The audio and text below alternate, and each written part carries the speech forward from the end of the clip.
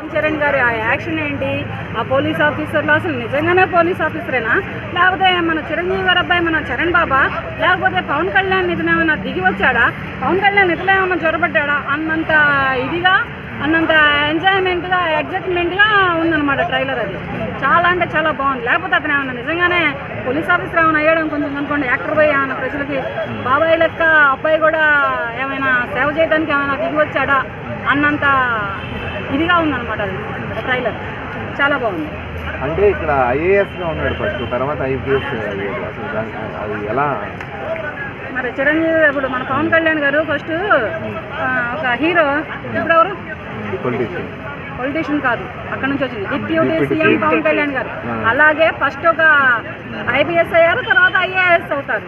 ఆ రెండు లుక్కులు ఎలా ఉన్నాయంటే అసలు ఒక లుక్కుని మించి ఇంకొక లుక్ ఉందన్నమాట.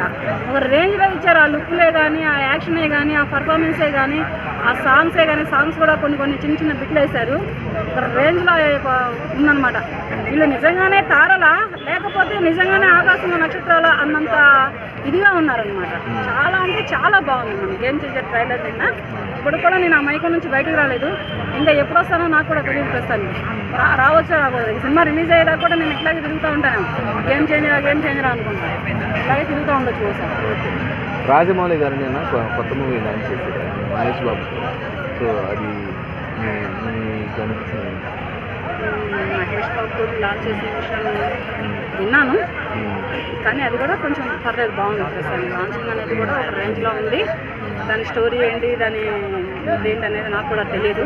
ఇక మహేష్ బాబు గారు అంటే చెప్పక్కర్లేదు. యూత్ చిన్న అబ్బాయిలా ఉంటారనమాట. అందరికీ కొంచెం ఒక 25 ఏళ్ళు 30 ఏళ్ళు ఉన్నట్లుంటాయి. కానీ దానికి 20 ఏళ్ళు అంటేనే నమ్మేంతటి యంగ్ స్టార్ లాగానూ అంత బాగుంటారు. మరి ఇక రేపు వస్తున్నారు కదా, మరి అతను ఇప్పుడు మన రాజమౌళి గారు రాజమౌళి గారు చేశారు కదా. ఇక దీన్ని బట్టి ఇది కూడా ఏ రేంజ్లో ఉంటుందో ఆ రేంజ్లో ఉంటుంది అనమాట. మరి మన